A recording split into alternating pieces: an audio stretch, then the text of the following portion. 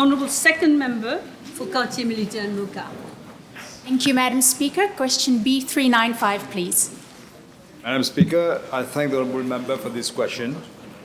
In fact, a series of tax exemptions has been granted to the promoters under the Smart City scheme since its introduction on the 18th of June 2015.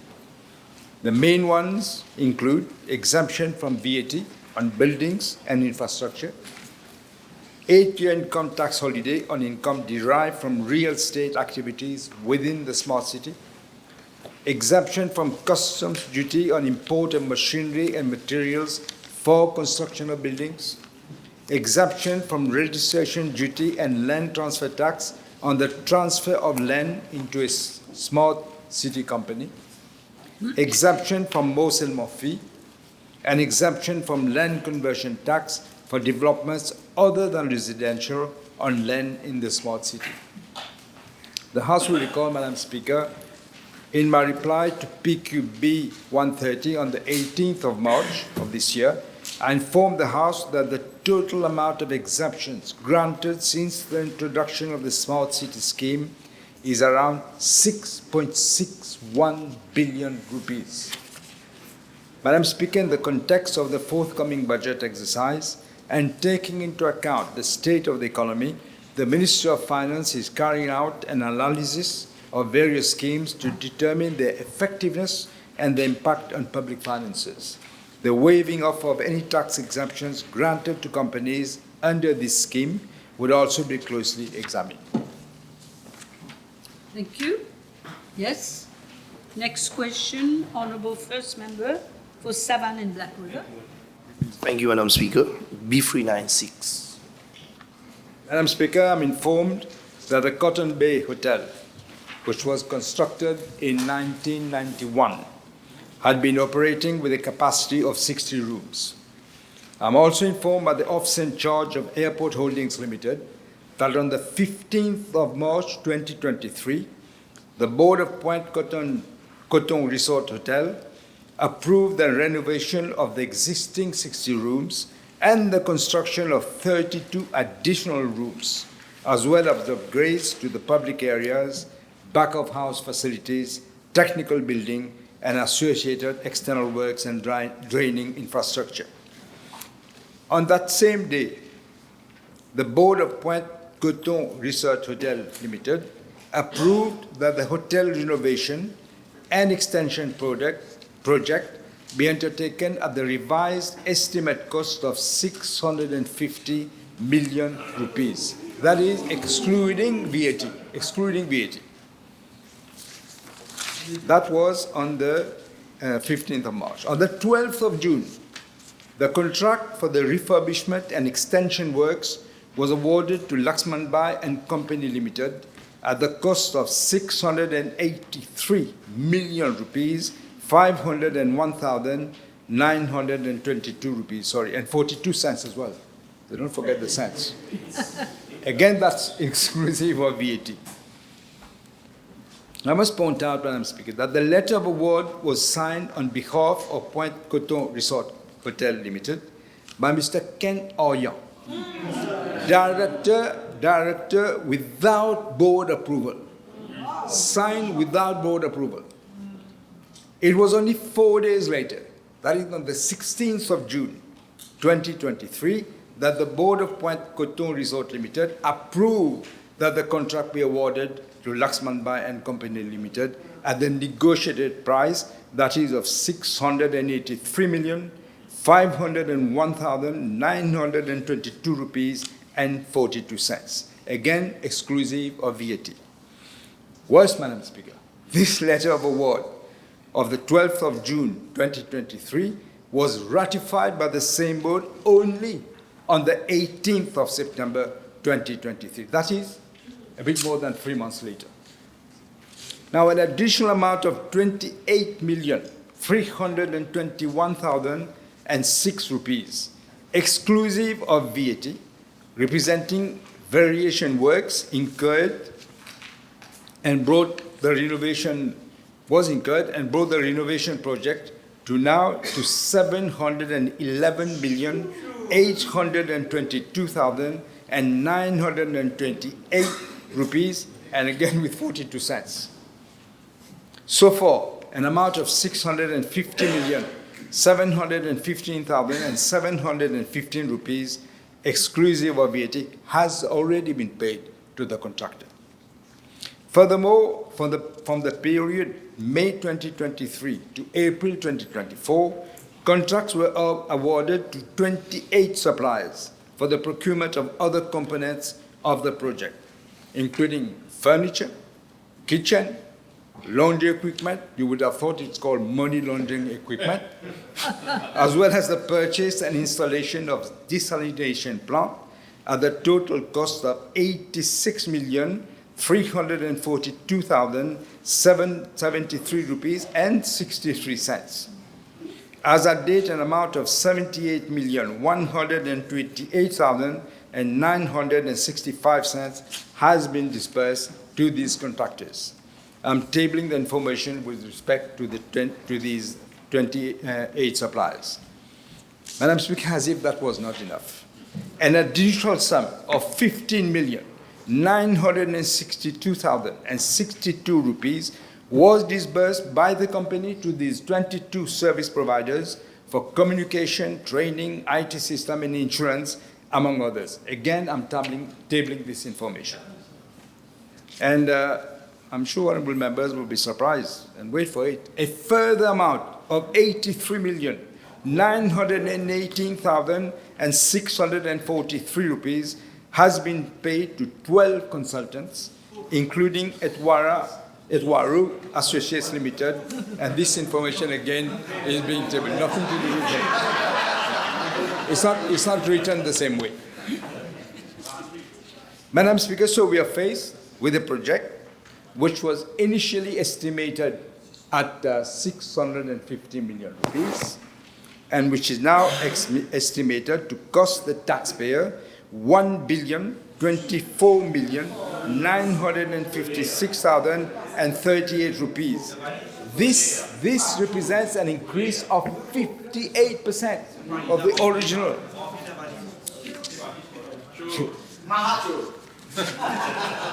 This is a classic example of how projects were implemented under the previous regime.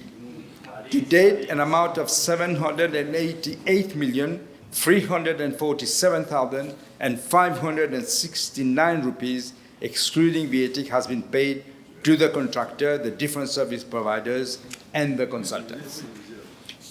Madam Speaker, in view of these really disturbing facts that have emerged from the way this project has been handled since its inception, a 58% increase, including the dubious procurement process, approval before the board approves. This matter is being referred to the Financial Crimes Commission for investigation. Okay, Mr. Babajee. Yes, Honourable Third Member for Grand Bay, Goudredon. Madame la Présidente, merci. Ma question 397, s'il vous plaît. Je vous en prie. Madam Speaker, the 2025 spring meetings of the IMF and the World Bank Group took place from the 21st to 26th of April in Washington. The Governor of the Bank of Mauritius, in his capacity as alternate governor, representing Mauritius on the Board of Governors of the IMF, participated in the spring meetings. I wish to inform the honourable member that government already had extensive and fruitful discussions with the IMF and the World Bank, with the IMF especially under this Article 4 consultation mission, the one Mauritius, just a few days before the holding of the 2025 spring meetings. After having taken cognizance of the economic and fiscal quagmire in which the previous government has left our country, the IMF stressed the urgency for fiscal consolidation and strengthening of the monetary policy framework in order to secure financial stability. The IMF further emphasized on the need for structural reforms to boost our external competitiveness, promote private sector-led growth, and enhance labor supply and skills. Further, to discussions, the IMF has welcomed our commitment and efforts to implementing structural reforms as well as a credible medium-term fiscal consolidation plan. Madam Speaker, the World Bank has also looked at the precarious situation the previous regime has left us and have recommended ways to implement this fiscal consolidation and economic revival. I can assure the House and the Honourable Member that the valuable suggestions of both the IMF and the World Bank are being considered in the context of the budget preparation and our overall determination to reconstruct our economy and our society. Thank you. Yes. The third member for Pamplemousses and Triolet. Madam Speaker, B398. Madam Speaker, according to information obtained, I must say obtained so far, 20 contracts have been awarded by ministries and public bodies during the period from 2015 to 2024 to Verde Frontier Solutions Limited for a contractual value of 50.6 million rupees. Furthermore, Mobank Holdings Limited has awarded a contract of 17.9 million to a consortium comprising of Priscus Finance, Gibraltar Advisory, and Verde Frontier Solutions as transaction advisor for the disposal of its subsidiaries. With regards to Part A and B of the question, I'm tabling the corresponding contractual value of each contract and the procurement method used thereafter. Madam Speaker, in view of the fact that additional information is being compiled, I intend to make a further statement on the entire Verde saga. This is now the subject of an ongoing inquiry, and I would therefore refrain from saying anything more, not to prejudice that inquiry. Thank you. Yes, Mr. Rookny. Okay. Yeah. Honourable First Member for Port Louis North and Montano. Yes. Thank you, Madam Speaker. B399. Madam Speaker, I'm informed by the Commissioner of Police that from November 2024 to the 2nd of May 2025, around 20 complaints have been received from the inhabitants of Cité La Cure with regards to illegal activities at night, which include loud music, illegal parking at the traffic center, amongst others. The local police attended to these complaints and effected site visits to the location mentioned in the complaints.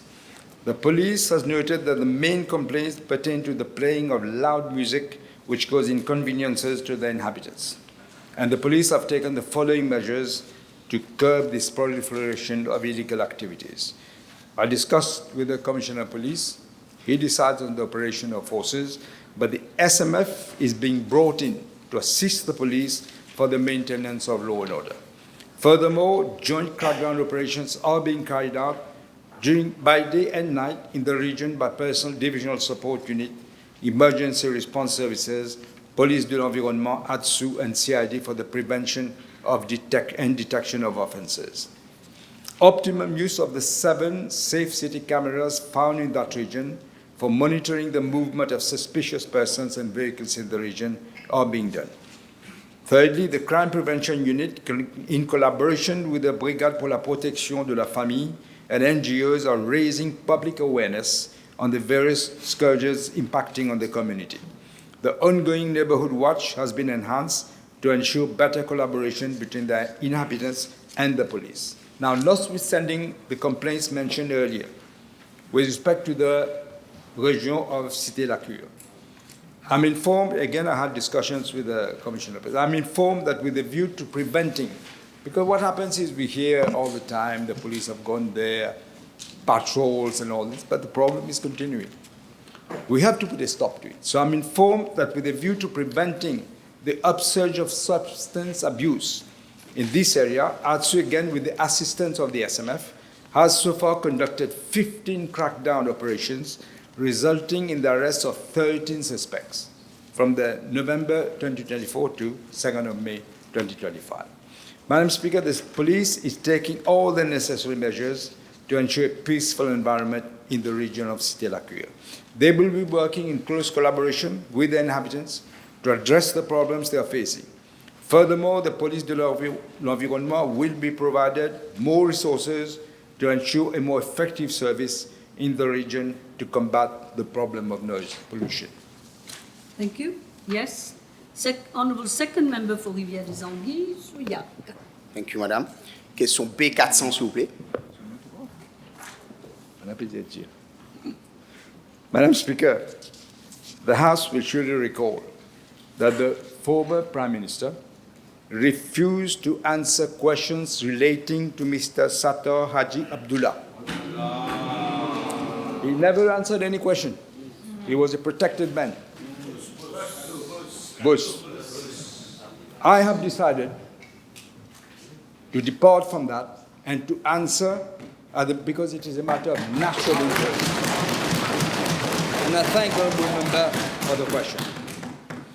I presume that the Honourable Member is not only referring to parastatal bodies, but also to state-owned enterprises and entities involving public funds which have retained the services of Mr. Sata Haji Abdullah for the period of 2015 to November 2024. Now, as regards to part A of the question, I'm informed that Mr. Sata Haji Abdullah has not served as either the chairperson or a board member of any parastatal body over that period, that is 2015 to November 2024. However, he was appointed as chairperson of SBM Holdings from 11th of March 2020, and he only gave notice of his resignation after the famous this regime of voyous lost the election in November 2024. Mr. Sata Haji Abdullah also served as a member of committees of SBM Holdings Limited and the director of several subsidiaries of the SBM Group. Madam Speaker, accordingly, for the period 2020 to 2024, he was paid by SBM Holdings Limited an amount of 16.6 million rupees as fees for serving as chairperson and a committee member. 16.6. Look at all these young people. They're going to, I'm sure they're going to go through exams, they're going to work hard, but who will be paid that sum of money? 16.6 million. In addition to the 16.6 million, he was also paid an amount of 20.7 million rupees as fees as board and committee member by the subsidiaries of SBM Holdings Limited for the same period. Therefore, if you add the two, it's a total amount of 37.3 million rupees was paid to Mr. Sata Haji Abdullah by the SBM Group over a period of a few years. 37.3 million? It's more than a scandal. Madam Speaker, concerning part B of the question, I'm informed that over the period 2015 to November 2024, Mr. Sata Haji Abdullah was appointed by Mobank Limited to provide insolvency services in respect of 13 companies, where payment for these services were made to Grant Thornton Advisory Services Limited. Now, this company, Mr. Sata Haji Abdullah, is himself a senior director. So a clear case, couldn't be clearer, of conflict of interest and possibly, surely, malpractice. This is the case of the right hand giving to the left hand, and nobody is saying anything. This matter, Madam Speaker, will be referred to the relevant authorities for investigation. Madam Speaker, Mr. Sata Haji Abdullah received the following: a total of 10.9 million rupees as receiver. That is, apart from the other things I mentioned, 10.9 million rupees as receiver in respect of 7 companies. 600,000 rupees as joint receiver in respect of 3 companies. 6 million rupees as liquidator in respect of 1 company. 2.3 million rupees as joint liquidator in respect of 1 company, and 1.9 million rupees as administrator in respect of 1 company. The House may wish to note that Mr. Sata Haji Abdullah has also acted as joint administrator for Air Mauritius Limited over the period of from April 2020 to September 2021, for which an amount of 141 million rupees has been paid to... Yes. And these are the people who said I had bought an airplane. I was ready to leave the country. Look what they were doing. Now, and I say again, the Grant Thornton Advisory Services, Mr. Abdullah was the director. Furthermore, over the period of April 2020 to October 2021, he acted as administrator for AMH Limited, which is a subsidiary of Airport Holdings Limited, for which an amount of 5 million rupees were paid to the same Grant Thornton Advisory Limited. Madam Speaker, the House may also wish to note that in April 2017, following up with the setting up by the then government of a commission of inquiry on the disposal of shares of BAI, company in Mauritius, and the related entities in Britam Holdings Limited, Kenya. Mr. Sata Haji Abdullah was appointed as assessor in the commission, and he was paid 2.2 million rupees for his services. Again, this is all adding up. Furthermore,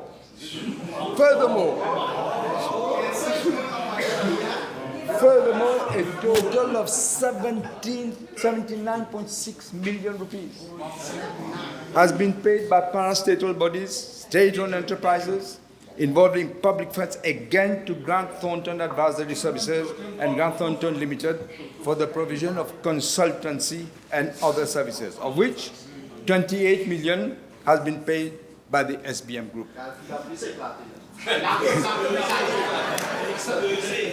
Who was this minister who said his computer had in the class? It's the same. When we compute all these figures, that is between 2015 to 2024, an astronomical figure of 287.2 million rupees was paid to Mr. Sata Haji Abdullah and entities where he has a direct interest. This is, Madam Speaker, everybody is loud.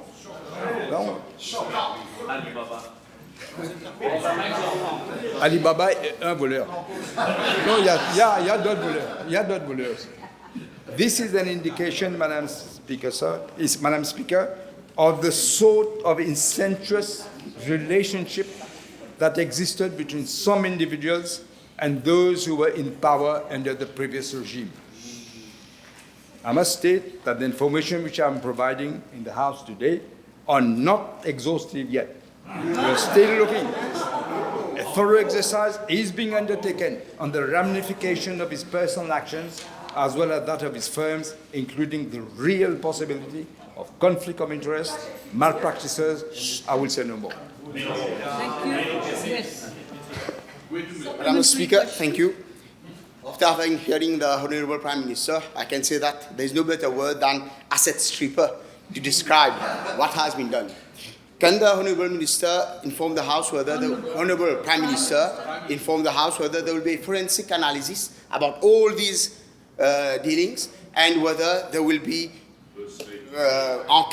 commission d'enquête là-dessus? Merci. There will be no get out of free God from jail. There will not be. We will be doing all this. We have a responsibility as a government. We said we would and we will. We intend to hunt this. I don't want to use other words, but we have to do this. We have an obligation towards the country, towards this new generation, that such people do not strip Mauritius of all the money that people have.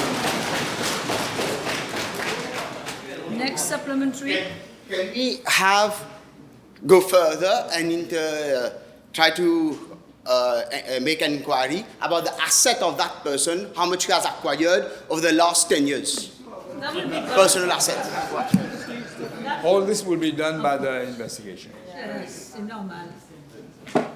Yes, Honourable third member for Babajee. May I be allowed to call members? Yes, Honourable third member for Babajee. D400, madame. Madam Speaker, the House may recall that it was under my prime ministership that in August of 2000, the Independent Broadcasting Authority Act was enacted to make provision for the liberalization of the audiovisual sector. Hence, private radios became a reality. The Independent Broadcasting Authority Act therefore already caters for the liberalization of the audiovisual sector in Mauritius.